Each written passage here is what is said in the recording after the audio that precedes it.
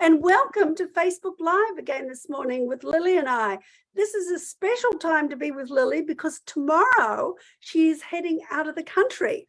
I'm a little envious because she is going to be doing the same trip that Tom and I did 5 years ago for our 25th wedding anniversary. So lots of memories come as we talk about it.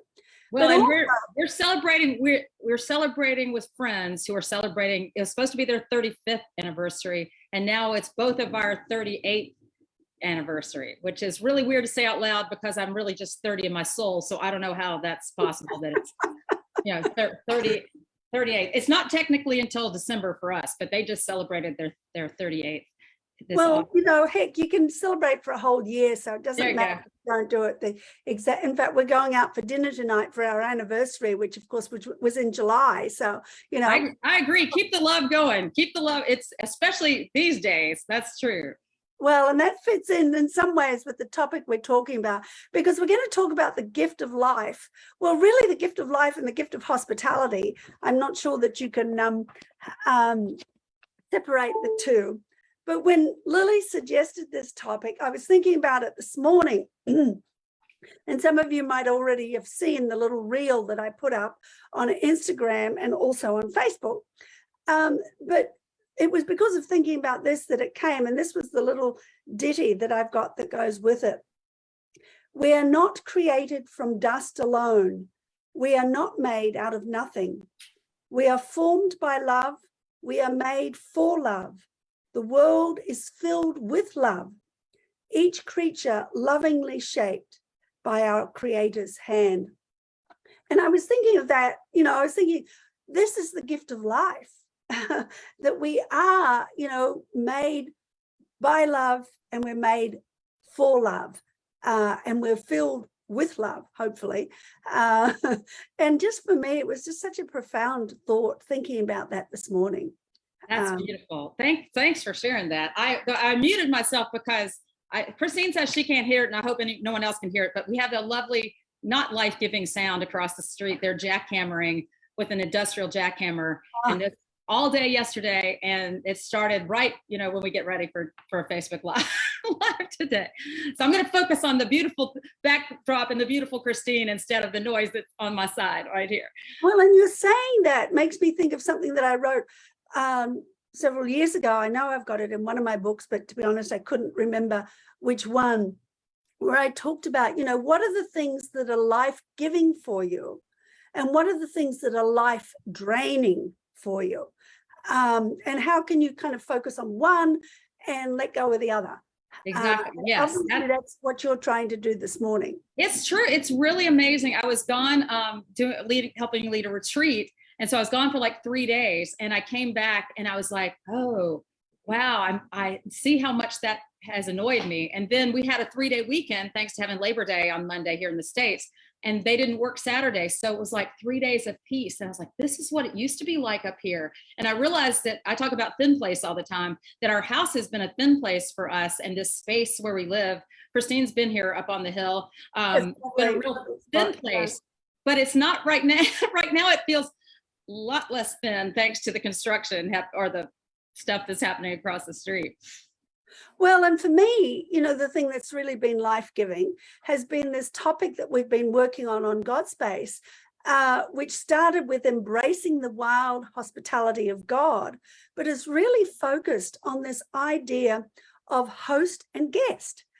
God as host and guest, us as host and guest, and particularly coming from that Celtic idea, that they saw themselves as guests of the world and hosts to the world, and I have really been enjoying kind of getting more and more into this. And one of the books that I've been reading these last couple of weeks, recommended by another one of our authors, Elaine Breckenridge, is a book by Matthew Fox on original blessing. And it really kind of speaks to this, what we're talking about.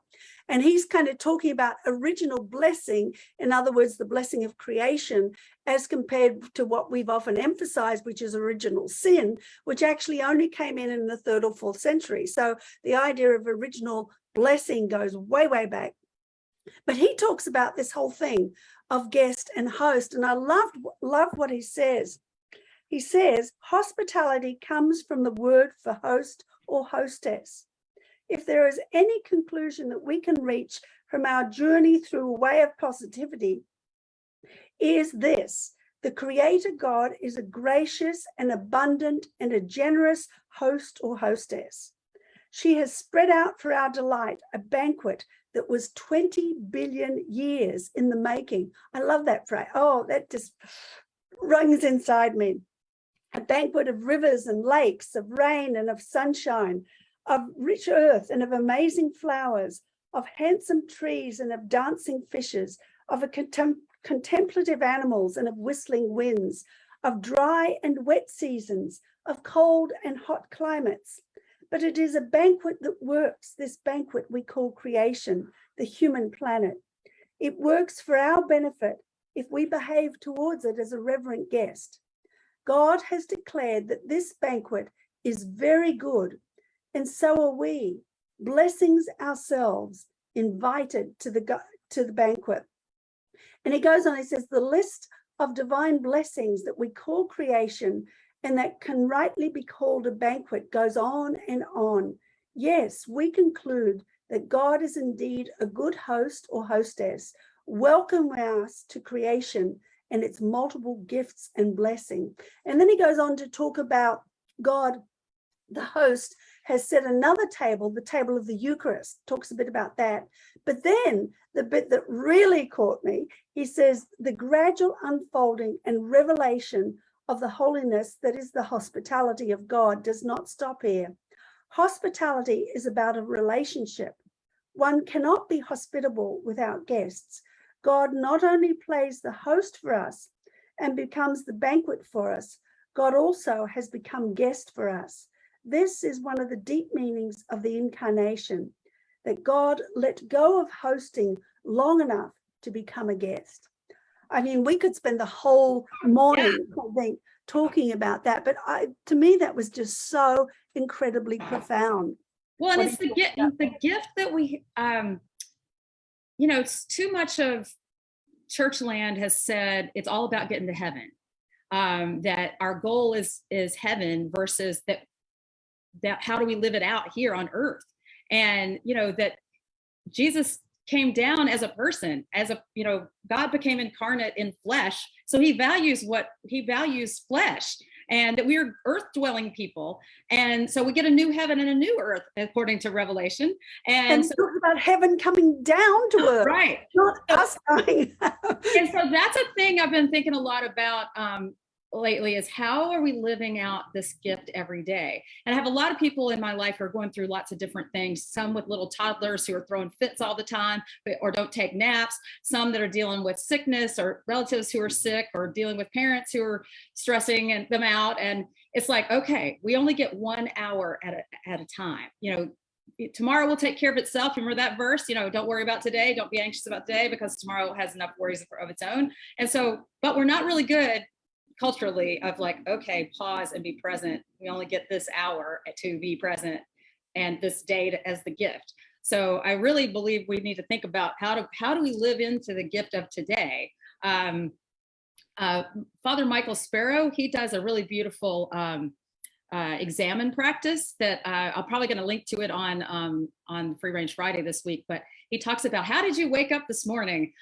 Did you wake up in a positive way? Did you wake up in a negative way? Sometimes I wake up with the list, that I have to do today versus, being grateful. I remember Tony Campolo talking about, before he even got out of bed, all the things he was grateful for before he got out of bed. And I'm like, too often that's not the practice that I start with. It's kind of all the things I got to do before I get out of bed, all that I think, and you get out with that wrong attitude type of thing. Yeah. And it's how do we receive back up? Okay. That doesn't mean we have to beat ourselves up because we got out of bed wrong or because we didn't start with Thanksgiving, but it's like, okay, so how do I receive the gift of the day? What does that look like? And we saw ourselves as guests. And we're receiving gifts as guests. Ooh, that's good. Of course, meant to be giving gifts to the hosts as well. I think that this is so in keeping with what we're talking about, and to me, it's something that's so much more inspiring than the way we tend to look at life. That relationship of guest and host, and the gift of life as a part of that, to me, is just so exciting. It really is. What's such a miracle? I mean, miracles, we're all miracles, and nobody's like anybody else. So we need to, honor that too, is that, okay, it may not look the way I want to look now, or I may not be doing the thing I really want to do yet, or whatever, that God sees us just where we are right this second and loves us. The beholder beholds us. That's what Father Michael says. The beholder beholds us, and God is smiling at us. God, Jesus is smiling, and not with the hammer, or not, but wherever we are, the gift is that God loves us. And that's, if we lived, I don't live that every day or every hour, but if we did, we'd, how much we give to other, that blessing to other people. Yes. Is to receive the blessing so we can go and bless other people, because the world doesn't have enough of the blessing. We have a lot of cursing, but we don't have a lot of blessing. No, well, and that's one of the reasons that I love this concept of original blessing as well in the midst of this, because, recognizing that creation is a blessing, that we are a blessing, that we are both blessed and meant to be a blessing to others. Of course, it's something that is, it's huge. And it changes our way of looking at life and of living life, I think. I love that what you read about that how do we receive the guest of God, and how are we guests to God? Yes. And it's like I wrote a couple of weeks ago about expressing hospitality to ourselves, that sometimes people are really good at doing throwing parties or having people over for dinner or expressing hospitality to lots of other people and compassion, but we don't really do a good job often of having compassion and hospitality for ourselves. Yes. What would that be like? And what would we need to, take time for and pause and receive, what gift do we need to give ourselves to have that hospitality and compassion for ourselves so that we can give it to other people?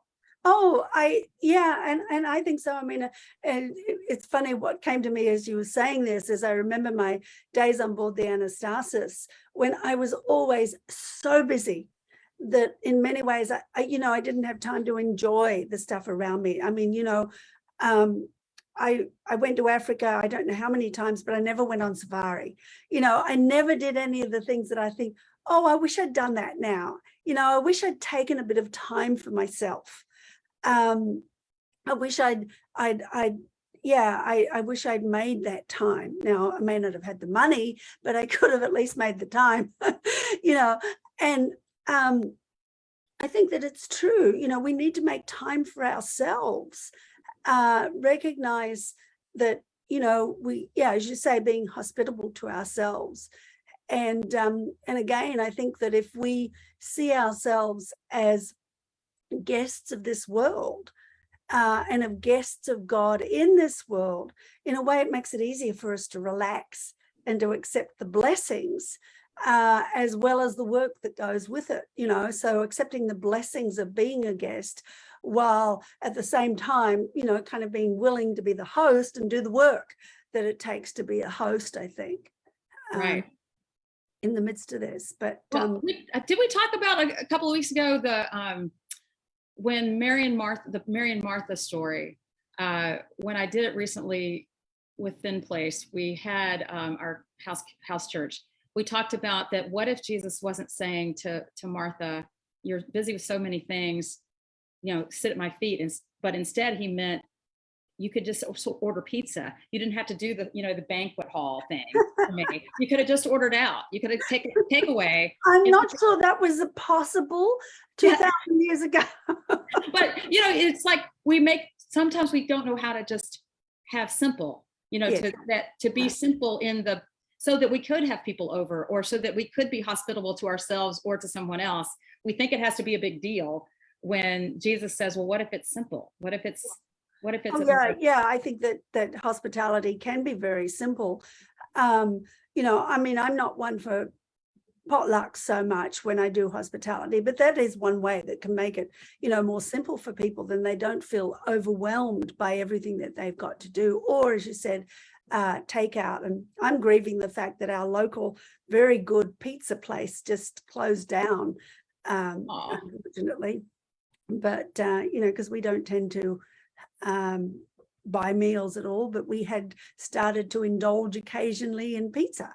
So anyway, it's all good. I think that's that's another hospitality. You were expressing hospitality to that pizza place because supporting a local company, and that's well, and kind of going off at a tangent a little bit. One of the things that this reminds me of is that we're still looking for recipes for our cookbook. And Lily, of course, we're looking for recipes from your husband for our cookbook. I don't know whether people know, but actually Lily doesn't like cooking. I'm sorry, I'm telling one of her secrets here. And her husband is the one that does the cooking in their family. Now with Tom and I, we share it.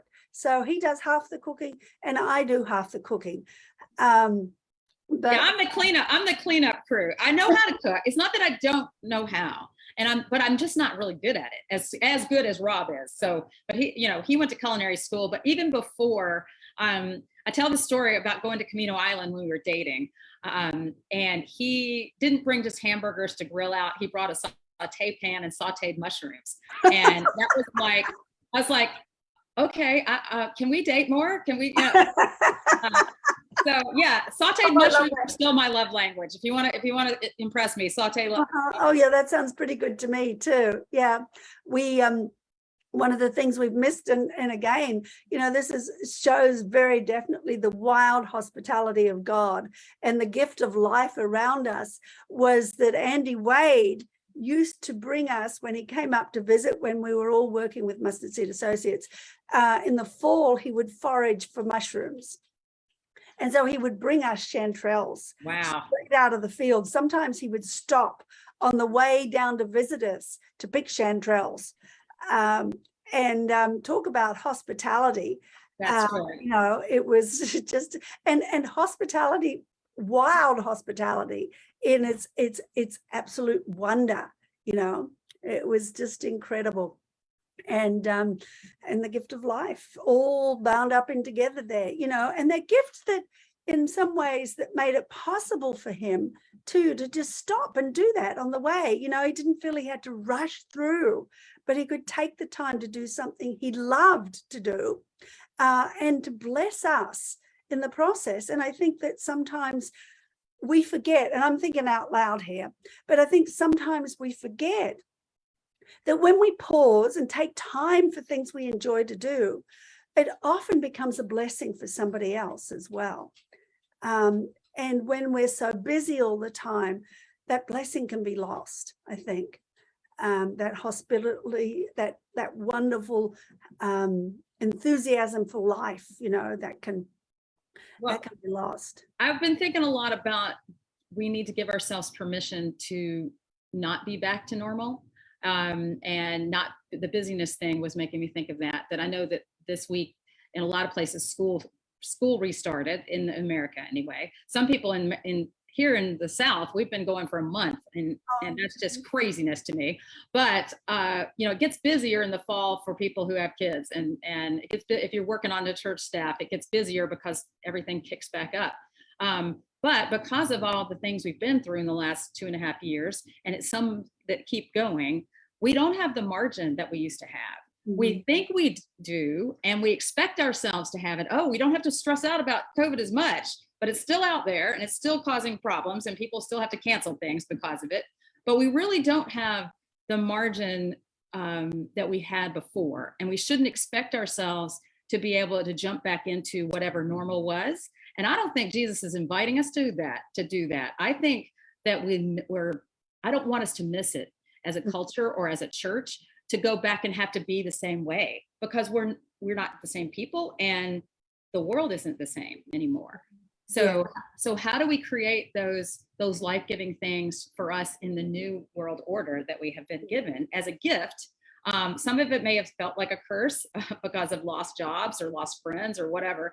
But how do we receive the gift of this new world that we have and this new opportunity to kind of reimagine what could it be? What practices could I take into this new season, or do I need to have in my life so that I have breath and pray, and time and space to be a hospitable person to other people? And well, and so many people are reinventing their lives, and I think they're the ones that have given themselves that permission to think, no, we don't have to go back to normal. We really are being invited into a new normal, and which for a lot of people, I think, is a more livable normal as well. Obviously there's still huge stresses, but you just need to look at how many people are kind of drawing back from so many of the commitments that they had, not just their jobs and changing jobs, but drawing back from other commitments as well, to recognize that people are saying, hey, I need a more relaxed way of life. I think that there's almost that background assumption there. And I think that the thing that is important in this kind of way of life, here we go harping on it, is hospitality. I do. It's interesting to me, and maybe just because this is where my focus is at the moment, I'm noticing it more, but I'm seeing more and more kind of people thinking in this kind of a way. Dinner church is growing, and small group kind of churches are growing. They're about the only ones that are growing at the moment. And wild church, the ones out in nature. Outside, that's and it's this kind of relationship, different kind of, it's more about relationship than about performance. right. And I think in terms of our kind of getting together with people, I think there's that same, for many of us, that same kind of feeling. We've really been enjoying getting back to doing hospitality with people. It's just such a wonderful thing to be able to do. Well, that's how we started. That's how we started Thin Plate when we moved to this house. And I think I've shared this many times before, but we said we wanted to be around the table to start out with dinner, and that was just as much church as moving to our living room to do our Lectio Divina practice. That because Jesus is present, he's here with us as we sit down to have a meal together, and that was the original communion. Around a regular table versus going up to the altar kind of communion. Yeah, it wasn't, church for a long time had nothing to do with the building that you went to. It was a group of people you got together with. Right. We're the church, not the building. There you go. Exactly. Yeah. And of course, sometimes through necessity and because of persecution and things like that, sometimes it was done out in the wild as well, and things like that. And for a long time, the Celts, they often worshipped in the wild. I think for me, one of the things that I really think we need to discover is that worship in the wild in so many ways, and the hospitality of God, who, as Matthew Fox said here, what I read out, has provided a banquet for us to enjoy, of all that is around us, this creation, the seasons, we're in the seasons are changing. Boy, it's amazing to me. Came September, and suddenly the nighttime temperatures went down by about 5 degrees. You're so lucky. the nighttime temperatures, we've still got, mid 70s. I think we've got a couple of 80-day days coming in the next couple of days as well. But it's this is all part of the gift of life, is recognizing. One of the things that I used to do, and I was thinking about this the other day, I'm looking out here and my sentinel tree is starting to have its red streak in it. One of the things, sorry, I'm going off at a tangent here because I can see this tree, but it's the tree that tells me what season we're in, as it were. In the winter, it's bare, totally bare, except that there's one big, huge bird's nest in it. And I love looking out at this bird's nest. In the spring, of course, it starts to burst into beautiful green life. And then in the summer, it is, it's green. Well, in the autumn, it starts to change, goes bright red. But it always starts with a streak down the center. Oh, it's the burning bush. It's the burning bush. Are you on? You get holy ground in your yard. That's awesome. Oh, it's not in our yard. It's a few yards away, but it's amazing because the red streak has just started, and it tells me the seasons are changing. And one of the practices I used to do when I noticed that was I would look back over the season that had just passed and think, what have I enjoyed about this season? What has been wonderful for me for this season? And of course, for this last season, the list is about a mile long, everything from enjoying the beauty of the flowers in our garden, the produce. We picked plums last night at our community meeting, which was wonderful. There's so much about summer that I love. But what am I looking forward to in the autumn? Because I can look ahead and I think, oh no, I don't want winter to come. And in some ways I don't, and I don't want to let go of the summer because I'm a hot weather person. But on the other hand, there's the autumn and then the winter have their own beauty, their own blessing, and what are the blessings that invite us, here we are, the language of hospitality again, that invite us into the celebration of this new season that is coming. And it's good. And for me, it is the changing colors, for autumn. I think that's one of the big things. And one of the things that I love to do is to paint leaves during this season as a sign of, that changing season. And we'll do that at one of our community meals. And I was thinking about we did, didn't we do a gratitude box or gratitude collage in our retreat that we did, a gratitude retreat we did in the fall? That I was thinking about that box, as I'm planning these retreats that I'm going to start doing. Speaking of life-giving things, that God changed said, you've been doing this, but I want you to start doing this. So transitioning for that. But we've been talking about what gifts we need to give ourselves, like what we just talked about, and then what are the gifts we need to give back to God. And to even do that as a practice of thinking visually, what could gifts be, and what are the gifts that we've just received, like you were talking about in the summer, that we want to take into the new season. That's and good. Then what are those that we want to keep practicing? I've just given, so since we're going to be out of town, I've given Thin Place, Tuesday night Thin Place, which is a Zoom church, permission to, and our in-person church too, they might get together on their own, but to go, okay, these 2 hours we usually spend together on Tuesday night, how are you going to use them as a Sabbath gift to yourself? You can't add more work or do another project unless it can't be about more work. It has to be about what's life-giving for you and Jesus right now. And it might look very different. Some people might be taking a nap. Not that most people take a nap in an evening, but resting or reading a book that you've wanted to read, or getting outside and taking a walk, or creating something, cooking. What is your gift? That's your Thin Plate. What is the thing that you want to practice to give yourself that gift for the next 3 weeks that we're not going to meet together? Because we have been so burnt out and so busy. A lot of the people on Tuesday nights are leaders or worked at camps and youth pastor, people who have done ministry hard all summer and who need just to breathe, just to take that breath and go, how am I going to fill my cup back up now? I've been pouring it out, so how am I going to keep filling it up? And talking about that, one of the things that I'm starting to do, partly because the friend that I stayed with last week is a novitiate for the Northumbria community. Oh, fun. That's awesome. And so she uses, we did morning and evening prayer while I was staying with her. Talk about a gift. It was just beautiful. This is book 2. That's book 1. This is book 2. This is the original book 1, because I understand that they have actually updated it to a certain extent. But yeah, so I'm starting to read that in the mornings, and it's a real gift. And I think you had something, because it's the whole book.